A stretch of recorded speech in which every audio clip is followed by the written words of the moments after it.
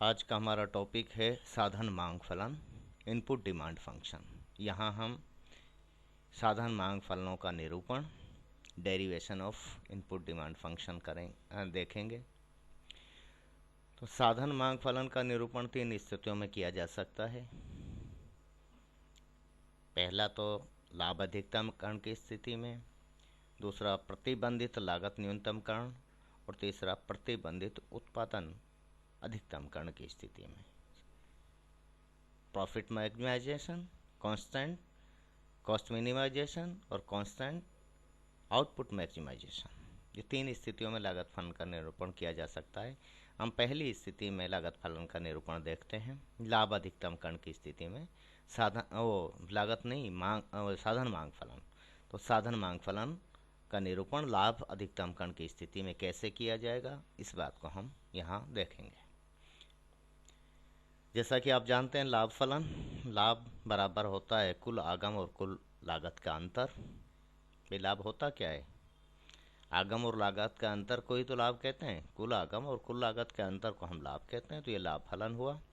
और total revenue जो होता है, कुल आगम होता है, वो वस्तु की कीमत और उत्पादन की मात्रा का गुणनफल के बराबर होता है। तो T R equal to P into Q.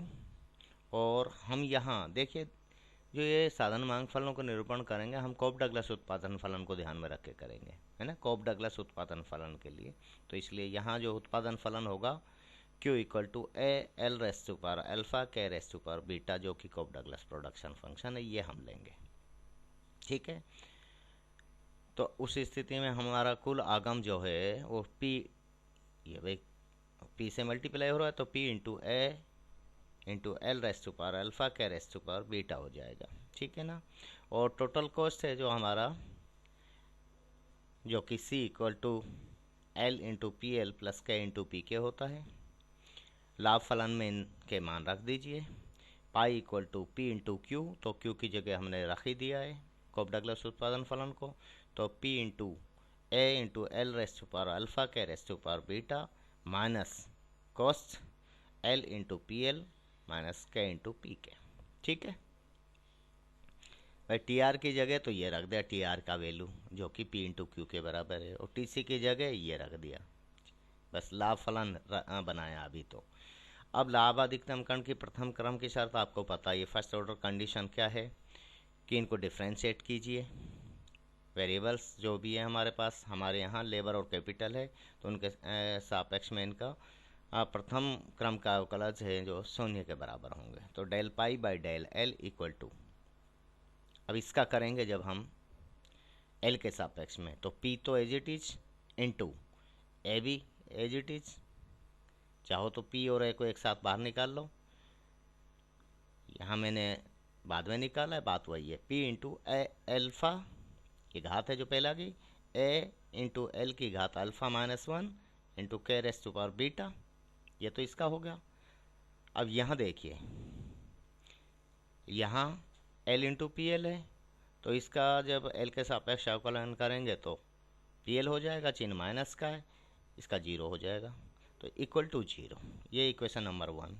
इसी तरह से लाभ फलन का पूंजी के सापेक्ष में हम अवकलन करेंगे और अवकलन 0 के बराबर होगा, रखना होगा, ये शर्त है। तो P इंटू बीटा, भाई इसकी घात पहले आ गई, into A into L raise to power alpha into K raise to power beta minus 1। Beta minus 1 beta में से एक कम हो जाएगा ना, ये तो इसका हो गया, एल का 0 हो गया, और इसका के इंटू पी के का पी के हो जाएगा, तो माइनस पी के जो कि 0 के बराबर होगा। ये समीकरण 2 आ गया। इनको हम ऐसे भी लिख सकते हैं, P into alpha A into L raise to power alpha minus 1 K raise to power beta equal to P L, मतलब दूसरी साइड ले जाएं, ऐसे भी लिख सकते हैं। समीकरण 1 और 2 से, समीकरण 1 को जब आगे हम सरल करके लिखेंगे और इसी तरह से 2 को, तो समीकरण 1 में 2 का भाग दे दीजिए। समीकरण 1 को 2 से जब विभाजित करेंगे तो समीकरण 1 का लेफ्ट हैंड साइड समीकरण 2 का लेफ्ट हैंड साइड, समीकरण 1 का right hand side PL equal to PL होगा ना, और समीकरण 2 का राइट हैंड साइड PK। ठीक है, यहाँ देखिए P से P कैंसिल हो जाएगा, alpha into alpha by beta, एक तो ये बचा, ऐसे कैंसिल हो जाएगा। अब ये देखो क्या होगा, यहाँ L की घात अल्फ़ा है और ये L की घात अल्फ़ा -1 है, इसको हम नीचे लाएंगे तो L की घात माइनस अल्फ़ा प्लस 1 हो जाएगी, तो अल्फ़ा से अल्फ़ा कैंसिल हो जाएगा और बचेगा L की घात 1। इसी तरह से K की घात बीटा -1 को ऊपर ले जाएंगे तो माइनस बीटा प्लस 1 हो जाएगा, यहाँ K बचेगा। तो ये होगा alpha by beta into K by L equal to PL by PK। इससे हम K और L की वैल्यू निकालेंगे, K और L के लिए इसे हल करते हैं तो उस स्थिति में K बराबर बीटा बाई अल्फ़ा यहाँ से लेंगे into PL by PK into L, ये तो K का मान आ गया। इसी तरह से L का मान यहाँ से निकल जाएगा, alpha by beta into PK by PL into K। ठीक है, ये समीकरण 1 और 2 को जब हमने हल किया है तो L और K के मान निकाले। अब ये प्रथम क्रम की शर्त है, ध्यान रखना, प्रथम क्रम के अवकलज जो हैं वो शून्य होंगे। लेकिन द्वितीय क्रम की शर्त क्या है कि हेसियन डिटर्मिनेंट, क्योंकि ये प्रतिबंध नहीं है इसमें, तो ऐसे में सीमाबद्ध हेसियन डिटर्मिनेंट नहीं होगा, सिर्फ हेसियन निर्धारक होगा। तो नंबर 2 शर्तें होती हैं, एक तो हेसियन डिटर्मिनेंट का मान धनात्मक होना चाहिए अधिकतम कण की स्थिति में। दूसरा, जो सीमांत उत्पादकताएं हैं उनके एक और बार अवकलन जब हम करेंगे तो उनके द्वितीय क्रम के अवकलज हैं वो ऋणात्मक होने चाहिए। ये शर्तें हमने मैक्सिमा मिनिमा में बहुत अच्छे से पढ़ी हैं। तो हेसियन डिटर्मिनेंट क्या होगा, आपके ध्यान है, FL, FLL, FLK, FKL, FKK ये होता है, यानी इसका एक बार और L के सापेक्ष अवकलन कीजिए समीकरण 1 का, फिर K के सापेक्ष कीजिए, फिर समीकरण 2 का L के सापेक्ष, समीकरण 2 का K के सापेक्ष, इस तरह से करना होगा। तो जो वैल्यू आएगी P into alpha minus 1 into Q by L square, ये तो मैंने सरल करके लिखा है ताकि दिक्कत नहीं आए, वरना तो इसमें तो Q नहीं आएगा नहीं, वो Q तो आपको लाना पड़ेगा। जैसे इसका करिए डेल पाई बाई डेल, पहले L के सापेक्ष में करेंगे तो del square pi by del L square हो जाएगा। P इंटू अल्फ़ा तो पहले से ही है, अब L का एक और बार कर रहे हैं तो अल्फ़ा माइनस 1 गुणा में A इंटू अल्फ़ा की घात अल्फ़ा माइनस 1 ये होगी, ठीक है ना, into K raise to power beta, ये होगा इसमें। तो इस तरह से जब इसको हम हल करेंगे, जबकि हमने पहले बहुत अच्छे से किए हुए हैं, तो ये देखो ये लिख दिया मैंने, P into alpha minus 1 Q by L square FLK alpha into beta into P into Q by L into K। ठीक है, फिर FKL लोगे तो ये दोनों बराबर होंगे, यहाँ पर alpha into beta into P into Q by L into K, और FKK दूसरा समीकरण है, उसको K के सापेक्ष एक और बार अवकलित जब आप करेंगे तो P into beta into beta minus 1 into Q by K square, ये होगा हेसियन निर्धारक की वैल्यू जो है। अब इसको जब हम हल करेंगे तो ये धनात्मक होना चाहिए, ठीक है, पहली शर्त। दूसरी शर्त क्या है कि FLL जो आपका ये है, ये रहा देखो ये, और FKK ये दोनों ऋणात्मक होंगे, यानी द्वितीय क्रम के अवकलज ये ऋणात्मक होंगे। अब इसके कई मतलब हैं, वो मैं आपको बताना, शायद मैं बताऊं आपके लिए तो कन्फ्यूजन हो जाए आपके दिमाग में, अदरवाइज इसका मतलब ये है कि जो सीमांत उत्पादकता वक्र है उसका ढाल ऋणात्मक होगा, बस इसका मतलब ये भी है। आर्थिक व्याख्या अगर इसकी करें, श्रम की सीमांत उत्पादकता का जो वक्र है उसका ढाल ऋणात्मक होगा, इसी तरह से पूंजी की सीमांत उत्पादकता वक्र का ढाल भी ऋणात्मक होगा, इसका मतलब ये भी होता है। और यहाँ इसका मतलब ये कि द्वितीय क्रम के अवकलज हैं जो उनके मान ऋणात्मक होंगे, तो ये ऋणात्मक होने चाहिए। ठीक है ना। अब देखिए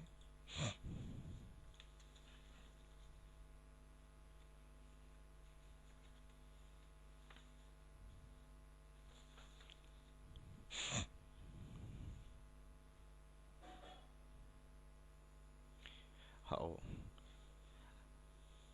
समीकरण 2 में k का मान रखकर और उसे l के लिए हल करते हैं। समीकरण 2 है, उसमें k का मान रखते हैं और l के लिए हल करते हैं, और इसी तरह से l का मान समीकरण 1 में रखकर उसे k के लिए हल करेंगे तो दोनों के मान प्राप्त हो जाएंगे। तो समीकरण 1 हमारा p, जो वहाँ से देखिएगा पिछले पेज में है, p into beta into A into L raise to power alpha into K raise to power beta minus 1, ये समीकरण 2 है। तो समीकरण 2 में हम k का मान रख रहे हैं, कौन सा मान, जो हमने प्राप्त किया हुआ है, ठीक है, इक्वल टू पी के। अब k का मान जो आया था वो आया था beta by alpha into P L by P के इंटू एल, ये था k का मान। तो लेकिन क्योंकि इसमें घात बीटा माइनस 1 है तो ये आपको लगानी पड़ेगी, तो ये हो जाएगा p into beta into A into L raise to power alpha, ये तो एज इट इज k का जो मान है उसको लिख के और फिर उसकी घात बीटा माइनस 1 आपको करनी है, सभी की, सभी अवयवों की। तो बीटा बाई अल्फ़ा अलग अलग कर रहा हूँ मैं, इसकी घात बीटा माइनस 1 लिख दिया आपने। इसी तरह into P L by P K होता है, तो पी एल बाई पी के की घात जो कि के में के अंदर था, ये बीटा माइनस 1 है तो बीटा माइनस 1 लिख दिया, और एल भी आया था तो एल की घात beta minus 1 equal to P K. ठीक है। अब देखिए p into beta into A into L raise to power alpha, अब इनको हम खोल रहे हैं अलग अलग, हालांकि सीधे भी कर सकते हैं, लेकिन आपकी प्रैक्टिस के ऊपर है, जैसा भी आप करो। बीटा की घात बीटा माइनस 1 हो गई और अल्फ़ा की घात बीटा माइनस 1, भाई अलग अलग कर रहा हूँ मैं इनको। इसी तरह से पी एल की घात बीटा माइनस 1, पी के की घात बीटा माइनस 1 हो जाएगी, एल की घात बीटा माइनस 1 लिख दी हमने इक्वल टू पी के। अब देखो एल की घात अल्फ़ा और एल की घात बीटा माइनस 1, तो आधार समान है, जोड़ दो, तो एल की घात अल्फ़ा प्लस बीटा माइनस 1 हो गया। हमें यही चाहिए, एल के लिए हल कर रहे हैं ना समीकरण को, बाकी सबको एक तरफ रख दीजिए, राइट हैंड साइड में ले जाइए इनको। तो राइट हैंड साइड में पी के तो रहेगा ही, जो कि पहले से ही था, ये जब जाएंगे तो बदल जाएगा। अब ये नीचे वाला ऊपर आ जाएगा, ऊपर वाला नीचे चला जाएगा, तो ये नीचे था, यहाँ नीचे है तो ये ऊपर चला जाएगा।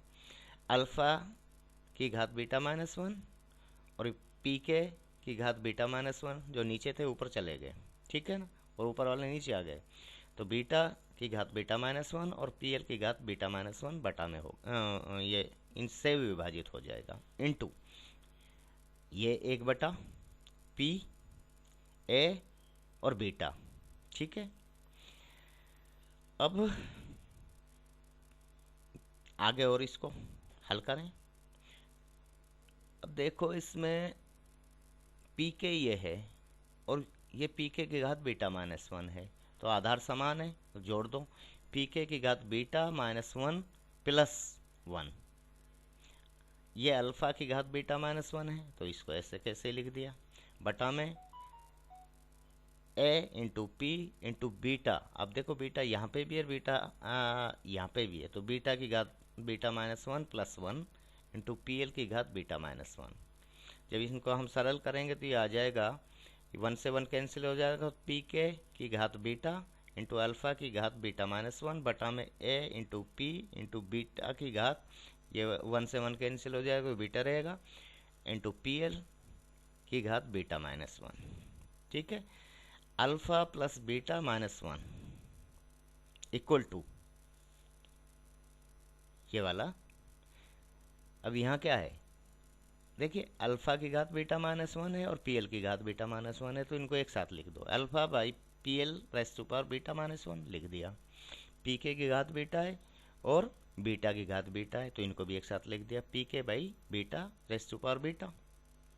ठीक है, बचा क्या आपके पास, ए और पी बच गया, तो इंटू 1/a इंटू पी। ठीक है, अब इसको आगे देखिए, एज इट इज लिखा है मैंने।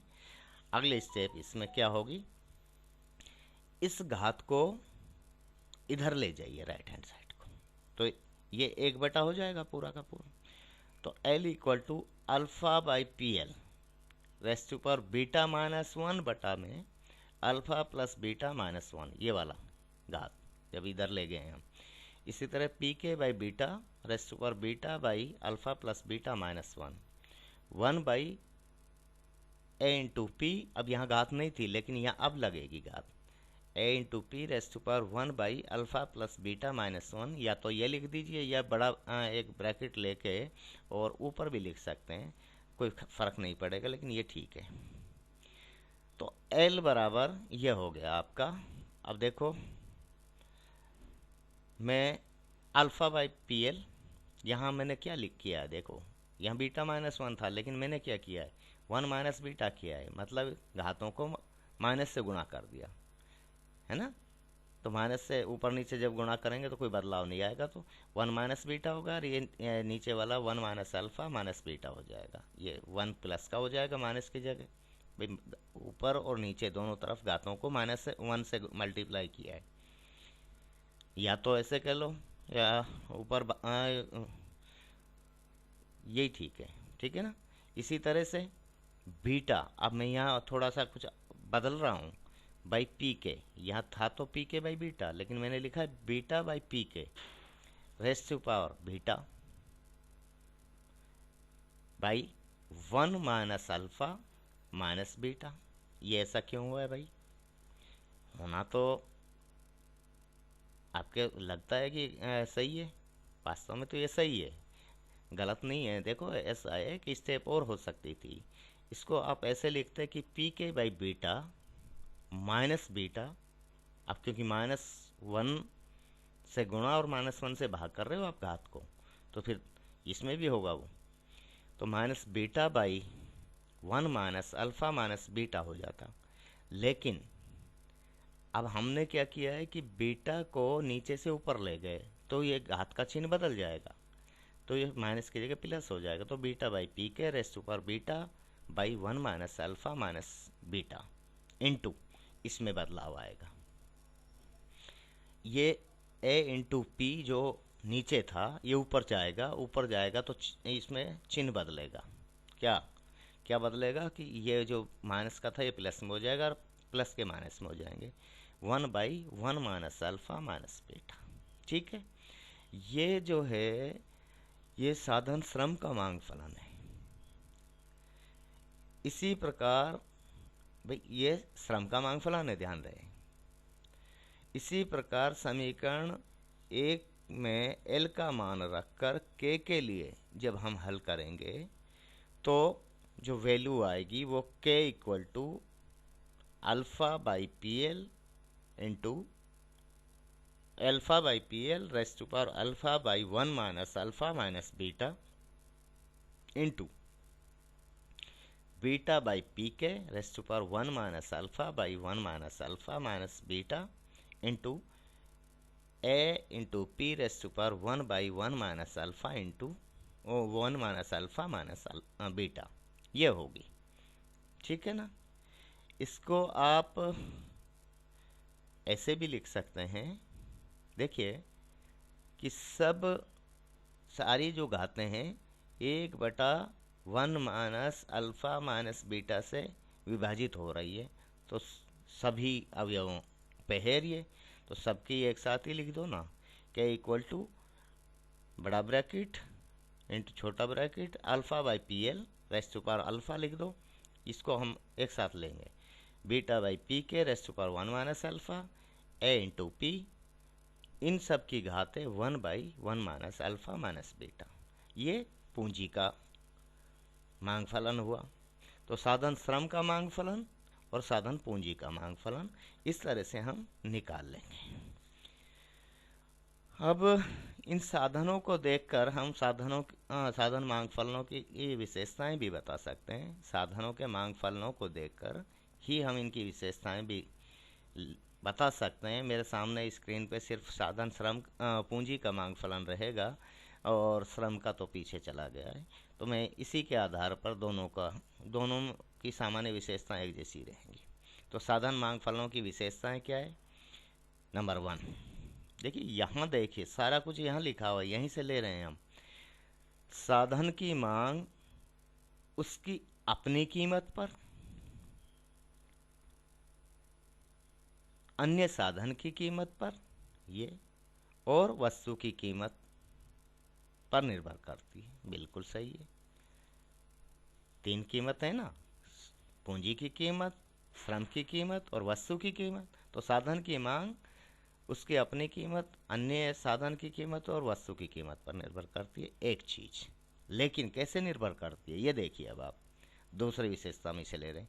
किसी साधन की मांग वस्तु की कीमत से धनात्मक रूप से, इस कार्य के का और पी का जो है रिलेशनशिप पॉजिटिव है,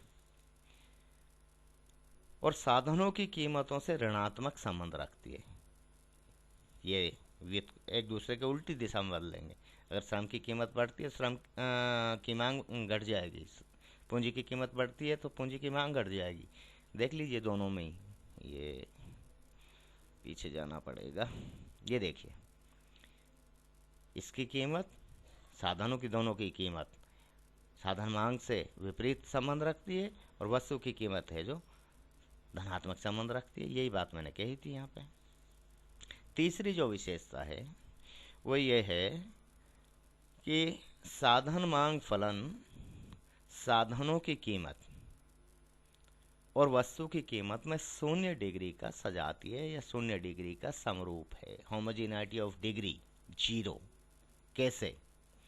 कि यदि, इसका मतलब क्या है पहले तो ये देख लीजिए कि साधनों की कीमतों और वस्तु की कीमत को समान अनुपात से बढ़ाया जाए तो साधन की मांग अपरिवर्तित रहेगी, बदलेगी नहीं। कैसे करें इसके लिए? आपके ध्यान है किसी उत्पादन फलन को की समरूपता को जब हमने पढ़ा था तो यही था। चलो वहाँ छोड़िए, यहाँ आप ऐसा कीजिए कि साधन की कीमत, दोनों ही साधनों की कीमतों को समान अनुपात से बढ़ाने का मतलब लैम्डा से बढ़ा दीजिए, और वस्तु की कीमत को भी उसी अनुपात से बढ़ा दीजिए, लैम्डा से बढ़ा दीजिए। जब लैम्डा से आप बढ़ाएंगे तो देखिए लैम्डा कहाँ कहाँ होगा। लैम्डा यहाँ, lambda into P L, lambda into P के, तो घात आएंगे ये दोनों, और यहाँ होगा लैम्डा इंटू पी। अब देखिए लैम्डा इंटू पी एल का मतलब है लैम्डा की घात अल्फा, लैम्डा को अलग कर रहा हूँ मैं, और लैम्डा की घात 1 माइनस अल्फा। जब आधार समान है तो अल्फा प्लस 1 माइनस अल्फा, तो लैम्डा बचा यहाँ है, लैम्डा बचा ना, और यहाँ पे भी लैम्डा बच रहा है, नीचे भी लैम्डा ऊपर भी लैम्डा, कट जाएगा या तो यहाँ कर लो या फिर आगे तक चले जाओ। तो कहने का मतलब है कि साधन मांग फलन है साधनों की कीमतों और वस्तु की कीमत में 0 डिग्री की समरूप होती है। तो ये इसकी विशेषताएं हैं। आज के लिए इतना ही। बाकी इसमें रह गया एक जो है लोचें रह गई, साधन की मांग लोचें, तो उनके बारे में हम अगले वीडियो में डिस्कस करेंगे। थैंक यू, धन्यवाद।